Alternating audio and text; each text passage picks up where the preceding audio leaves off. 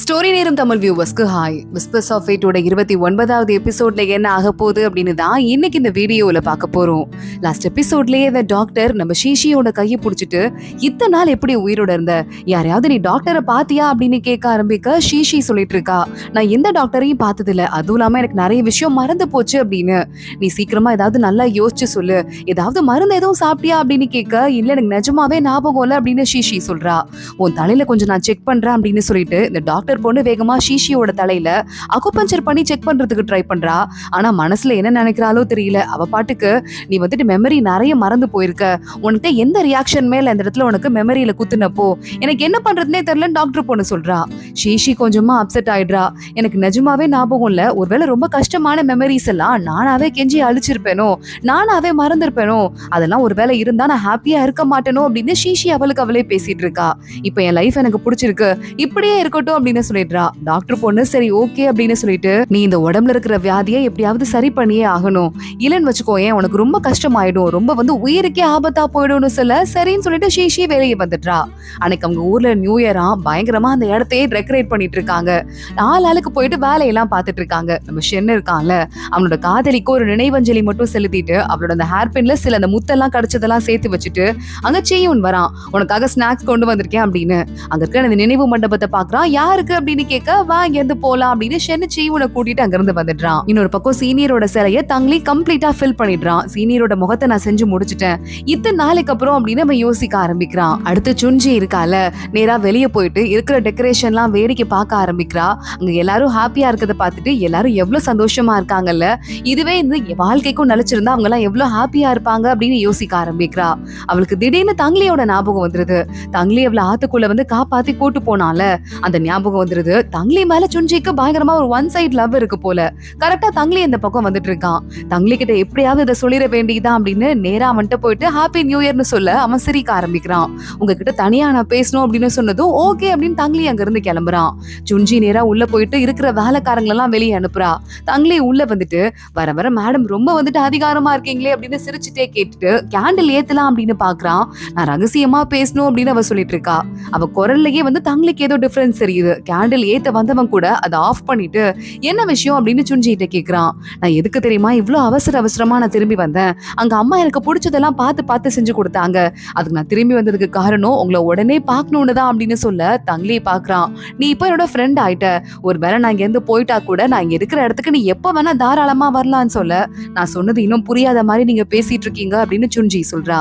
தங்லி உடனே, சுஞ்சி நான் ஒண்ணு சொல்லவா, நான் சாதாரணமான ஆள் கிடையாது, அழிக்கிறதுக்காகவே நான் உருவாக்கப்பட்டவன், என் உடம்பே அந்த மாதிரிதான், யாராலையும் நினைச்சு பார்க்க முடியாத ஒரு இடத்துல இருந்து வந்திருக்கேன்.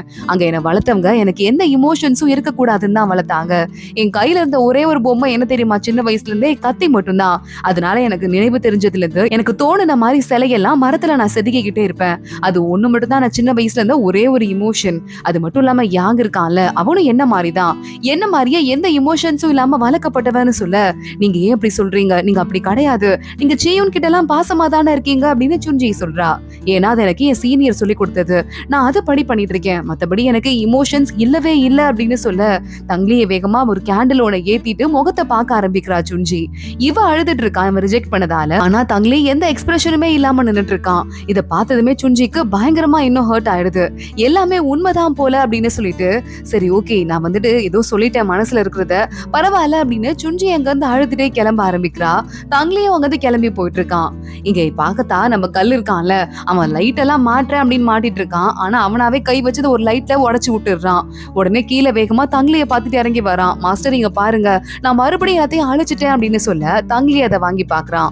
இல்லையே நீ அழிக்கலையே அப்படின்னு சொல்லிட்டு ஒரு குட்டி பேப்பர் ஒன்னு எடுத்து அதை கட் பண்ணி அதுல ஒரு குட்டி பூனைக்குட்டி செஞ்சிடறான்.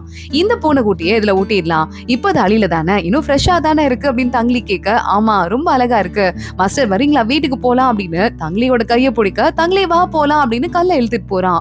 கல்லங்க போய் ஒரு பெயிண்டிங் பண்ணி வச்சிட்டு இருக்கான். அதை தங்லிட்ட காட்டுறான். அதுல நம்ம தங்லி அப்புறம் ஷீஷி ரெண்டு பேர் கையையும் பிடிச்சிட்டு நடுவுல நம்ம கல்லு பையன் நடந்து வந்துட்டு இருக்கான். இத நீ வரைஞ்சியா, உனக்கு ஷீஷிய ரொம்ப பிடிக்குமா அப்படின்னு தங்லி கேட்க, ஷீஷி எனக்கு ரொம்ப பிடிக்கும், எனக்கு நல்ல பாசமா பேசுவா, எனக்கு நிறைய சாப்பாடு செஞ்சு தருவா, எனக்கு வேணுங்கிறதெல்லாம் வாங்கி தருவா ஷீஷி அப்படின்னு நம்ம சொல்லிட்டு, உங்களை எந்த அளவுக்கு பிடிக்குமோ அதே அளவுக்கு ஷீஷிய பிடிக்கும் அப்படின்னு சொல்லிட்டு இருக்க ஷீஷி அங்க வந்துடுறா. அவன்கிட்டயும் நம்ம கல்லு பையன் பெயிண்டிங்க காட்டுறான்.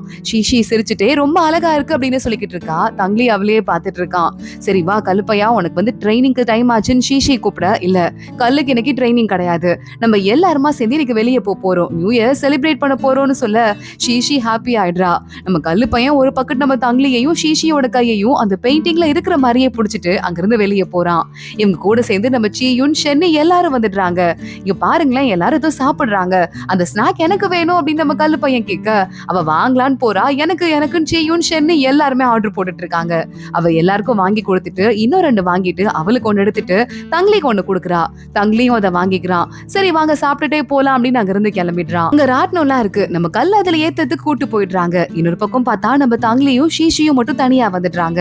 கப்பிள்ஸ் எல்லாம் சேர்ந்து அங்க அவங்க ஆசையெல்லாம் எழுதி தண்ணியில விளக்கு விட்டுட்டு இருக்காங்க. அந்த இடத்துக்கு ஷீஷி வந்துடுறா. உங்க ஒய்ஃப்க்கு என்னங்க வேணும் வாங்கி கொடுங்க அப்படின்னு சொல்ல, இல்ல அப்படின்னு ஷீஷி பதறா. தங்லி பாக்குறான், ஏன் உனக்கு ஒரு லைட் கூட என்னால வாங்கி கொடுக்க முடியாதா அப்படின்னு கேட்டுட்டு விளக்கு வாங்குறாங்க. அதுல ஏதாவது ஆசையை எழுதி எது நடக்கணும்னு ஆசைப்படுறோமோ அதை எழுதணுமா. தங்லி எழுதலான்னு போறான், ஆனா எழுதாம அப்படியே நிறுத்திட்டு மடிச்சு வச்சிடுறான். ஷீஷி பாக்குறா, என்ன எழுதுறதுன்னு தெரியல, சின்ன பேப்பரா இருக்கு அப்படின்னு யோசிக்கிறா. அப்படி என்ன உனக்கு வேணும் அப்படின்னு தங்லி கேட்க, சீயுன், அப்புறமா நம்ம ஷென்னு, அதுக்கப்புறமா நம்ம கல்லு பையன், அப்புறம் பெரிய மாஸ்டர் சுன்ஜி அப்படின்னு இந்த பிரச்சனை எல்லாம் முடிஞ்சு எல்லாரும் நிம்மதியா நல்லபடியா இருக்கணும், அதான் என் ஆசை அப்படின்னு கேட்க தங்லி பாக்குறான். அது வந்து நீ கடவுள் கிட்ட கேட்கணும்னு அவசியமே இல்ல, என்கிட்ட கேட்டா நானே இதை செஞ்சு கொடுத்துட போறேன், நீ உனக்காக ஏதாவது கேளுன்னு சொல்ல, அப்போ நீங்க நல்லா இருக்கணும், உங்களுக்கு எந்த ஆபத்தும் வராம இருக்கணும்னு ஷீஷி சொல்றா. நான் உனக்கு ஏதாவது வேண்டிக்கோன்னு கேட்டேன் அப்படின்னு தங்லி மறுபடியும் சொல்ல, அதான் நீங்க நல்லா இருக்கணும் அப்படின்னு சொல்லிட்டு அதை வேகமா எழுத ஆரம்பிக்கிறா. தங்லிக்கு ஒரு மாதிரி இமோஷனல் ஆயிடுது. ஆனா எழுதுறதெல்லாம் நடக்கிறதுக்கு வாய்ப்பு இல்லை அப்படின்னு தங்லி சொல்லிட்டு இருக்க, சின்சியரா எது வேண்டுனாலும் நடக்கும், நான் சின்சியரா வேண்டிட்டு இருக்கேன் அப்படின்னு வேகமா அந்த விளக்க தண்ணியில மிதக்க விட்டுட்டு இருக்கா.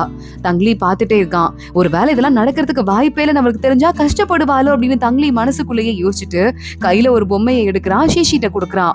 இது எனக்கா, ஆனா எல்லாருக்கும் குட் பை சொல்லும் போது தானே பொம்மை கொடுப்பீங்க அப்படின்னு ஷீஷி சொல்ல, எல்லாருக்கும் நான் உனக்கு கொடுத்துட்டேன், சீயுனுக்கு கொடுத்திருக்கேன், சுன்ஜிக்கு கொடுத்திருக்கேன், உனக்கு மட்டும் தான் ஒண்ணு கொடுக்கல, அதான் நான் உனக்காக செஞ்சிருக்கேன்னு சொல்ல, இதை நான் பத்திரமா வச்சுக்கிறேன், தேங்க்ஸ் அப்படின்னு சொல்லிட்டு ஷீஷி அமைதியா சொல்லிட்டு இருக்கா. அப்பன்னு பார்த்து ஒரு பெரிய காத்து அடிக்குது. அங்க தண்ணியில விட்டுருக்க எல்லா விளக்கும் அணைஞ்சு போயிடுது.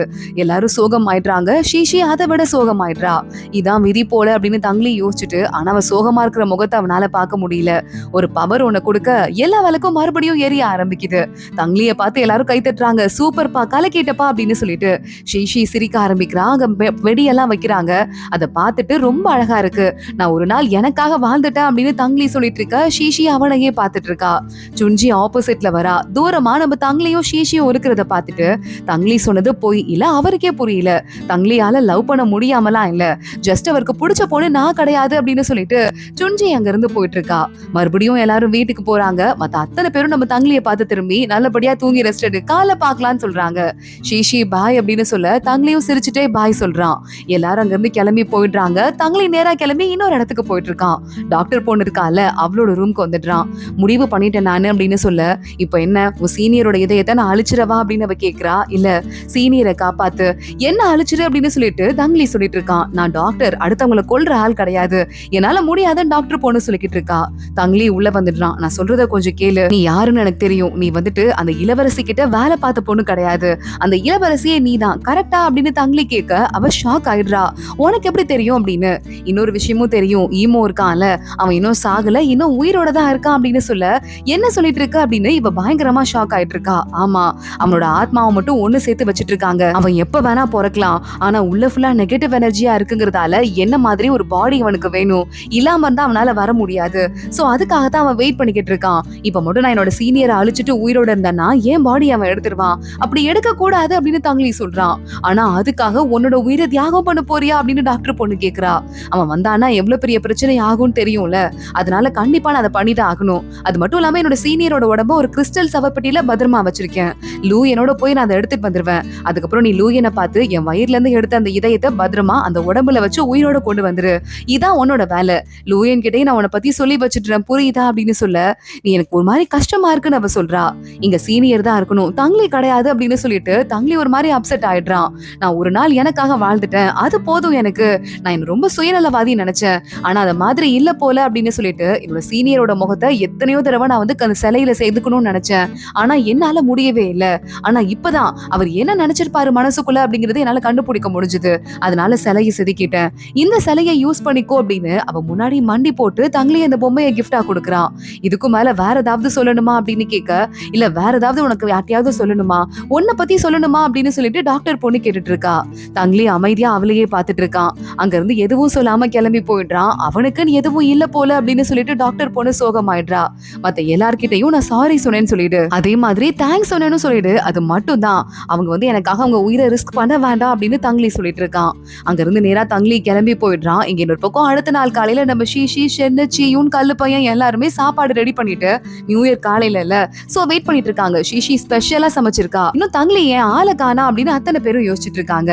இன்னொரு பக்கம் இந்த கோஸ்ட் இருக்கான்ல, டாடா வந்திருக்கான்னு, எதுக்கு என்ன பாக்குறதுக்கு வந்திருக்க அப்படின்னு கேட்க, லூயன் இருக்கான்ல, அவனோட ஆசிரமத்துக்கு கிளம்பி போறான் அப்படின்னு டாடா கோஸ்ட் கிட்ட வந்து சொல்லிடுறா. அதே மாதிரி தங்லி, லூயன் ரெண்டு பேருமா அவங்க ஆசிரமத்துல மீட் பண்றதோட தான் இன்னைக்கு எபிசோட் முடியுது. அடுத்தடுத்து என்ன ஆக போகுது தொடர்ந்து பார்க்கலாம். இந்த வீடியோவை லைக் பண்ணிக்கோங்க, மறக்காம நம்ம சேனலுக்கு சப்ஸ்கிரைப் பண்ணிட்டு பெல் ஐக்கனையும் கிளிக் பண்ணிக்கோங்க.